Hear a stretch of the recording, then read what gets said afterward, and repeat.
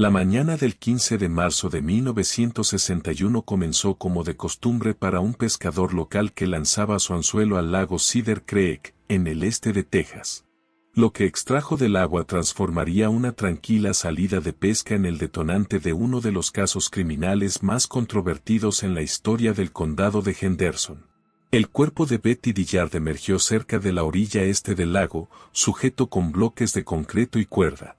La mujer de 21 años, residente de Henderson, había recibido un disparo en el pecho con un rifle calibre .22. La forma deliberada en que se deshizo del cuerpo indicó de inmediato que no se trató de un ahogamiento accidental. El detective Raymond Walsh llegó al lugar una hora después del hallazgo. El estado del cuerpo indicaba que había estado sumergido durante aproximadamente 3 días, lo que situaba la muerte alrededor del 12 de marzo. Los bloques de hormigón eran materiales de construcción comunes disponibles en cualquier ferretería, mientras que la cuerda presentaba señales de haber sido cortada con una cuchilla afilada. Betty había sido reportada como desaparecida por su madre el 13 de marzo, tras no regresar a casa tras lo que ella describió como una reunión con una amiga. Su auto abandonado fue encontrado a 3 kilómetros del lago, con las llaves aún puestas, sin señales de forcejeo ni de haber sido forzado. Este detalle desconcertó a los investigadores, ya que sugería que Betty había abandonado su vehículo voluntariamente. La autopsia reveló que Betty murió instantáneamente por una sola herida de bala que le atravesó el corazón. La trayectoria de la bala indicó que el tirador se encontraba justo detrás de ella, a corta distancia. Lo más significativo es que no presentaba heridas defensivas, hematomas ni señales de que Betty hubiera intentado huir o defenderse. La ausencia de marcas de forcejeo se convirtió en una prueba crucial. Los investigadores observaron que las víctimas suelen mostrar alguna evidencia física de resistencia, incluso en ataques sorpresa. Las manos de Betty estaban limpias, sus uñas intactas y su ropa intacta, salvo por el agujero de bala. Esto sugería una completa sorpresa o, más inusualmente, una posible cooperación. La evidencia física en el lago incluía huellas de neumáticos de una camioneta y un único par de pisadas que conducían a la orilla. Las impresiones en el lodo blando indicaban que alguien había hecho múltiples viajes entre el vehículo y el agua, lo que coincidía con el transporte de un cuerpo y materiales pesados. Las pertenencias de Betty permanecieron intactas. Su bolso contenía $43 en efectivo, su licencia de conducir y una pequeña libreta con los números de teléfono de amigos y compañeros de trabajo. La conservación de estos objetos descartó el robo como motivo, lo que permitió a los investigadores considerar posibilidades más complejas. La investigación se centró rápidamente en la vida personal de Betty. Se había graduado de la preparatoria Henderson en 1958 y trabajaba a tiempo parcial en Murphy's Diner, en la calle principal. Sus compañeros de trabajo la describieron como cada vez más retraída en los últimos meses, con frecuencia distraída durante sus turnos y rara vez conversando. La familia de Betty reveló detalles preocupantes sobre su comportamiento reciente. Su madre notó que Betty dormía mal, comía poco y pasaba la mayor parte de su tiempo libre sola en su habitación. Había dejado de participar en actividades que antes disfrutaba y comentaba sentirse desesperanzada por su futuro. El círculo social de la joven se había reducido significativamente en los meses previos a su muerte.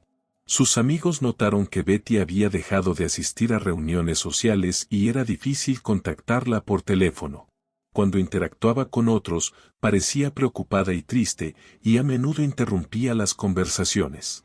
Los investigadores entrevistaron exhaustivamente a conocidos de Betty, incluyendo antiguos compañeros de clase, clientes del restaurante y amigos de la familia. La imagen consistente que surgió fue la de una joven con problemas que luchaba contra la depresión, aunque nadie informó que expresara pensamientos suicidas específicos ni mencionara a alguien que pudiera desearle daño.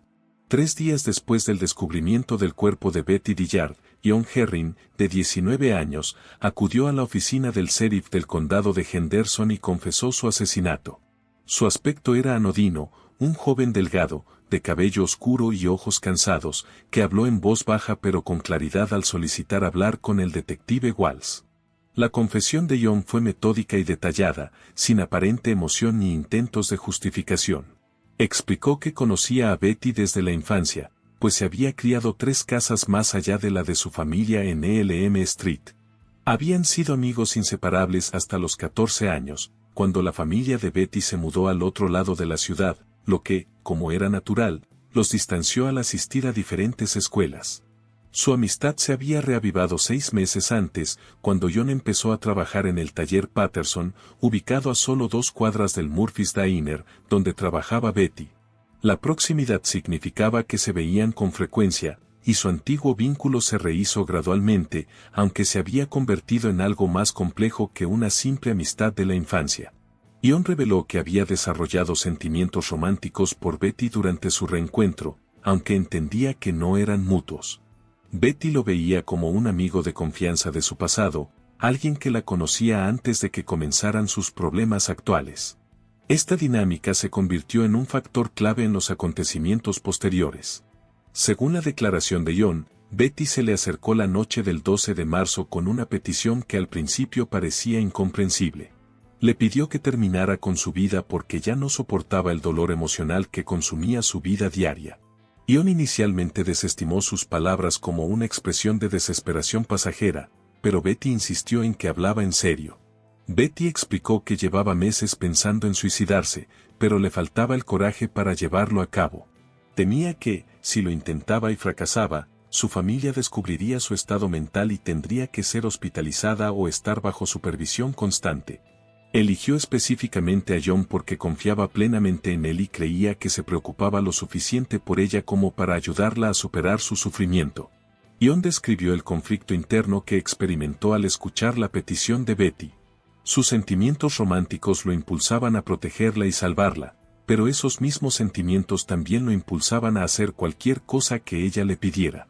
Él interpretó su petición como una prueba de la profunda confianza que ella depositaba en él y se veía a sí mismo como la única persona capaz de brindarle la paz que ella anhelaba desesperadamente.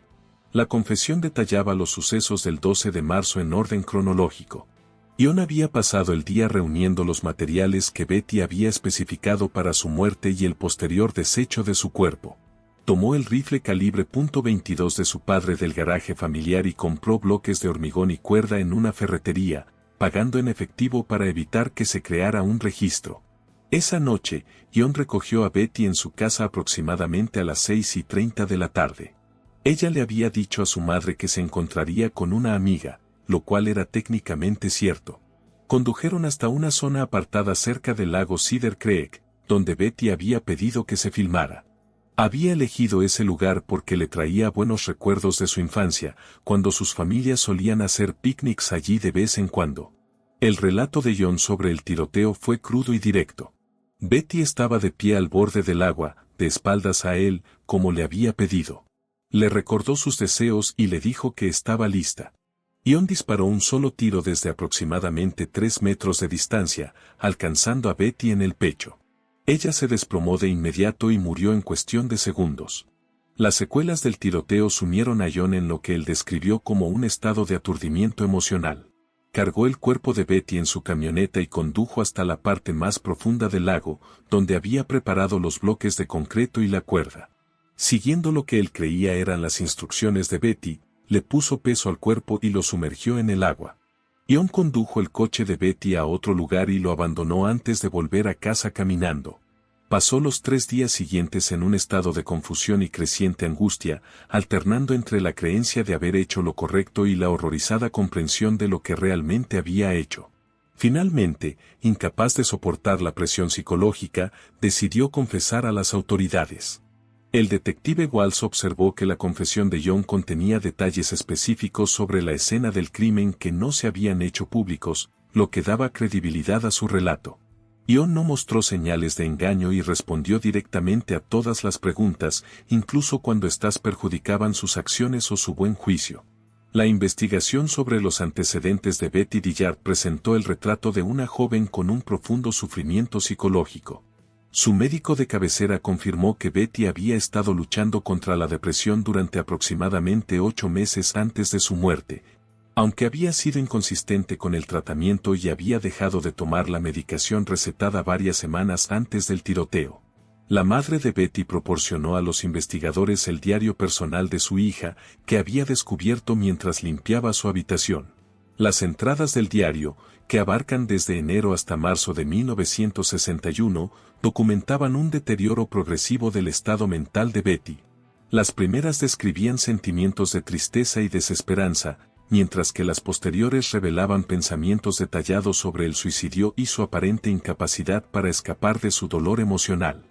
El diario contenía referencias específicas a conversaciones con John Herring, a quien Betty llamaba su mejor amigo y la única persona que realmente me comprende.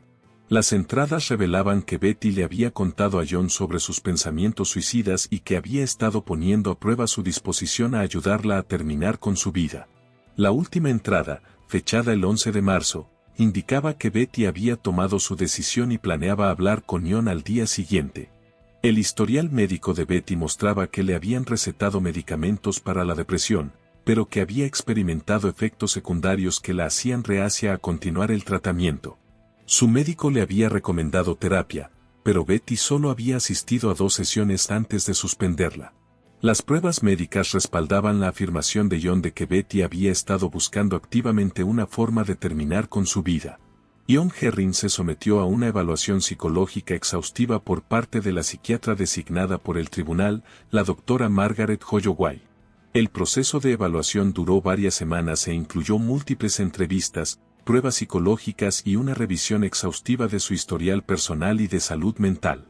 El informe del Dr. Holloway reveló que John no tenía antecedentes de enfermedad mental ni comportamiento violento.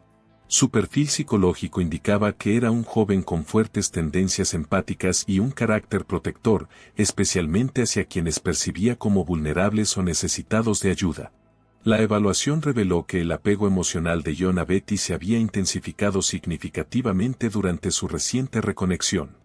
La evaluación psiquiátrica concluyó que John había experimentado un brote psicótico temporal provocado por la combinación de sus sentimientos románticos por Betty, su solicitud de ayuda para morir y su desesperado deseo de ayudarla a escapar de su sufrimiento. El Dr. Holloway determinó que, durante el periodo crítico que rodeó el tiroteo, John no había podido distinguir entre ayudar a Betty y cometer un asesinato. Los antecedentes familiares de John revelaban un hogar estable de clase media sin antecedentes de violencia ni delincuencia. Sus padres lo describieron como un joven amable y trabajador que siempre había sido protector con los demás, especialmente con los animales y los niños pequeños. Sus maestros y empleadores lo describieron constantemente como una persona confiable y amable, lo que hizo que su participación en la muerte de Betty fuera aún más impactante para quienes lo conocieron. La investigación reveló la profundidad del vínculo de la infancia entre John y Betty. Los vecinos recordaban haberlos visto juntos constantemente entre los 8 y los 14 años, describiéndolos como amigos inseparables que parecían entenderse sin palabras.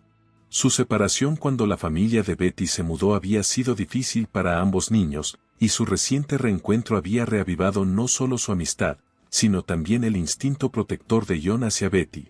Compañeros de trabajo de Murphy's Diner confirmaron que John había visitado a Betty regularmente durante sus turnos en las semanas previas a su fallecimiento.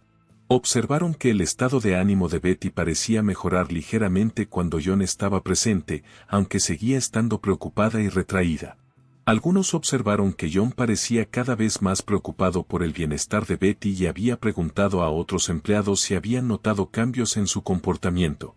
La investigación reveló que John había comprado los bloques de hormigón y la cuerda utilizados en el crimen 2 días antes del tiroteo. Los empleados de la tienda recordaron la transacción porque John se mostró nervioso y formuló preguntas detalladas sobre la capacidad de carga y la resistencia al agua de los materiales.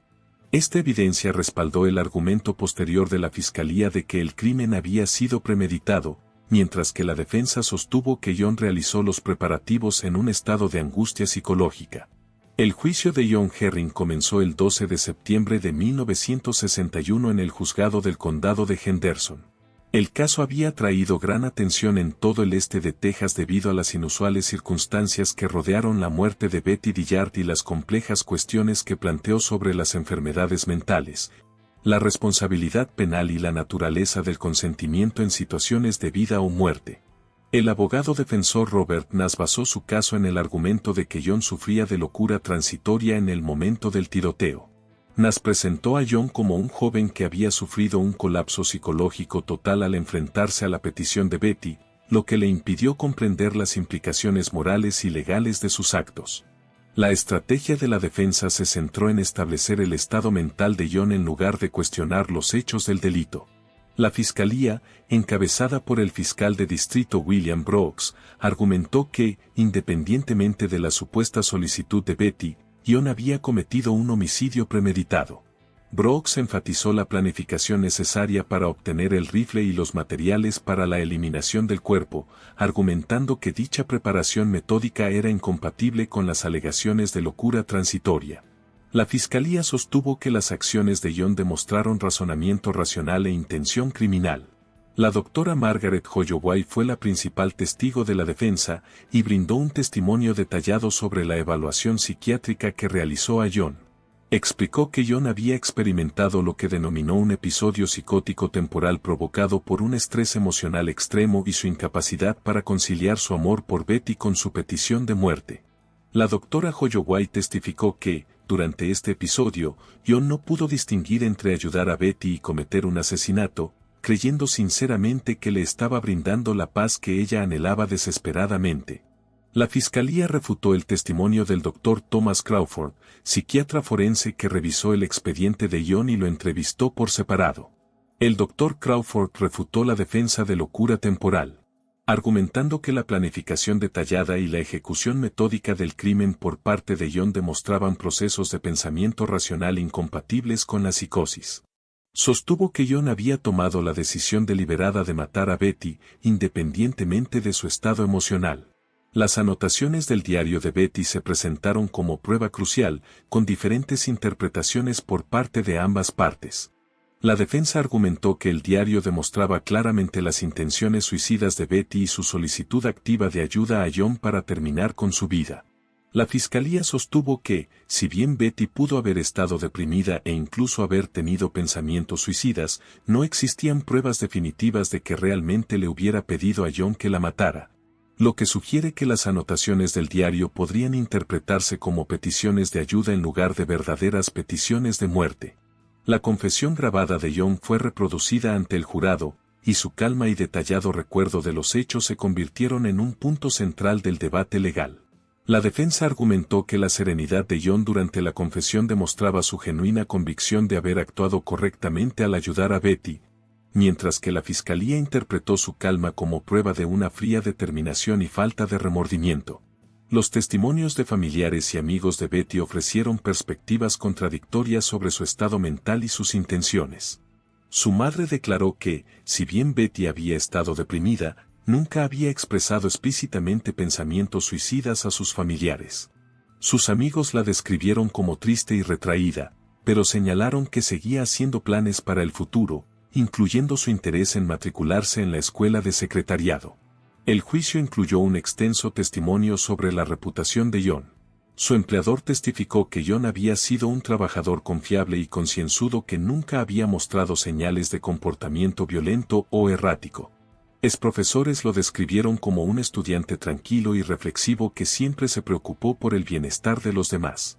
Los vecinos testificaron sobre la reputación de John como un joven servicial y confiable que nunca se había visto involucrado en problemas.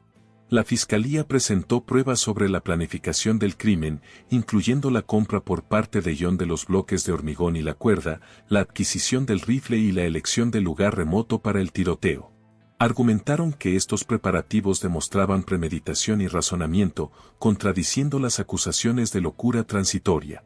La defensa reconoció la planificación, pero argumentó que John se había preparado en un estado de angustia psicológica, impulsado por su desesperado deseo de ayudar a Betty a escapar de su sufrimiento. Sostuvieron que las acciones de John, si bien técnicamente delictivas, estaban motivadas por el amor y la compasión, más que por la malicia o el beneficio personal. El juicio duró 8 días, con extensos testimonios sobre la naturaleza de la locura temporal. la validez de las solicitudes de suicidio asistido y la compleja relación entre la enfermedad mental y la responsabilidad penal. El jurado debía determinar si las acciones de John constituyeron asesinato o fueron resultado de un colapso psicológico genuino que le impidió comprender la naturaleza de sus actos. El 20 de septiembre de 1961, tras deliberar 12 horas a lo largo de 2 días, el jurado emitió un veredicto en el caso del estado de Texas contra John Herring. El presidente del jurado anunció que habían declarado a John inocente por locura transitoria, aceptando el argumento de la defensa de que su estado psicológico en el momento del tiroteo le había impedido comprender la naturaleza y las consecuencias de sus actos. El veredicto se basó en la conclusión del jurado de que John creía sinceramente que estaba ayudando a Betty a escapar de un sufrimiento insoportable en lugar de cometer un asesinato. Varios miembros del jurado explicaron posteriormente que el testimonio de la doctora Holloway había sido particularmente persuasivo, ya que había demostrado claramente cómo el estado emocional y las vulnerabilidades psicológicas de John se habían combinado para crear una ruptura temporal con la realidad. El juez Harrison Miller ordenó inmediatamente el ingreso de John en el Hospital Estatal del Este de Texas para evaluación y tratamiento psiquiátrico. El ingreso fue indefinido, y su liberación final dependía de que el médico determinara que ya no representaba un peligro para sí mismo ni para los demás. El juez enfatizó que el veredicto no era una exoneración, sino un reconocimiento de que John requería tratamiento médico y no un castigo penal. El veredicto generó una gran controversia en la comunidad y atrajo la atención de juristas de todo el país. La reacción local estuvo dividida. Algunos residentes consideraron la decisión apropiada dadas las trágicas circunstancias, mientras que otros la criticaron por sentar un precedente peligroso que podría ser explotado por futuros acusados que alegaran locura temporal. El caso recibió una intensa cobertura mediática, con periódicos de todo Texas y estados vecinos informando sobre las inusuales circunstancias y las implicaciones legales del veredicto. Los editorialistas debatieron la validez de la defensa por demencia temporal y cuestionaron si el sistema judicial había abordado adecuadamente el delito o si, en cambio, había creado un vacío legal para quienes alegaban angustia psicológica. La familia de Betty expresó sentimientos encontrados sobre el veredicto. Su madre testificó que, si bien no buscaba venganza contra John, le costaba aceptar que la muerte de su hija no conllevaría un castigo tradicional. La familia comenzó a abogar por mejores recursos de salud mental en su comunidad, argumentando que mejores opciones de tratamiento podrían haber evitado la tragedia. El caso impulsó un debate más amplio sobre la prevención del suicidio y la concientización sobre la salud mental en todo el este de Texas. Líderes comunitarios organizaron foros públicos para abordar las señales de alerta de la depresión y la importancia de buscar ayuda profesional para problemas de salud mental.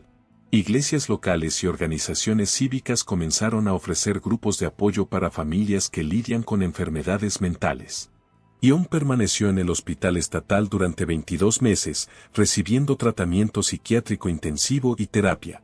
Los registros hospitalarios indicaron que logró avances significativos en la comprensión de la naturaleza de sus acciones y en el desarrollo de mecanismos de afrontamiento más saludables para el estrés emocional.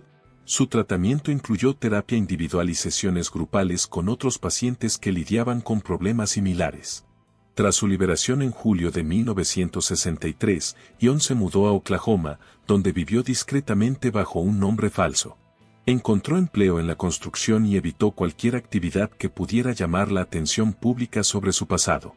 El expediente fue sellado por orden judicial y la vida posterior de John se mantuvo en privado, sin que se reportaran más problemas legales. El caso de Betty Dillard se convirtió en un referente en los debates legales sobre las defensas por locura temporal y la complejidad de los casos de presunto suicidio asistido.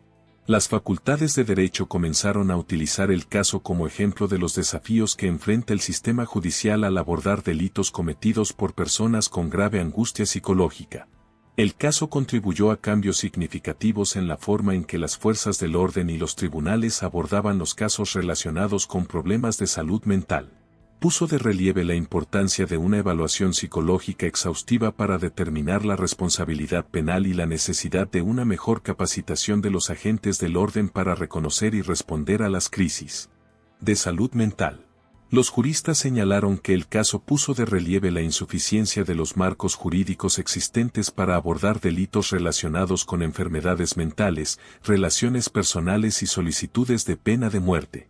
El veredicto suscitó debate sobre la necesidad de directrices legales más claras respecto a las defensas por enajenación mental temporal y las circunstancias en las que dichas defensas podrían considerarse válidas. La tragedia de Betty Dillard y John Herring sirvió como catalizador para una mayor concienciación y recursos sobre la salud mental en las comunidades rurales de Texas. Su historia se convirtió en una advertencia sobre las devastadoras consecuencias de las enfermedades mentales no tratadas y la importancia de contar con sistemas de apoyo integrales para quienes luchan contra la depresión y el estrés emocional. El impacto del caso trascendió las ramificaciones legales inmediatas, influyendo en los debates sobre políticas públicas en materia de salud mental, prevención del suicidio y el papel del sistema de justicia penal al abordar los delitos cometidos por personas con crisis psicológicas. Sigue siendo un ejemplo significativo de cómo una tragedia personal puede impulsar un cambio social más amplio y generar conciencia.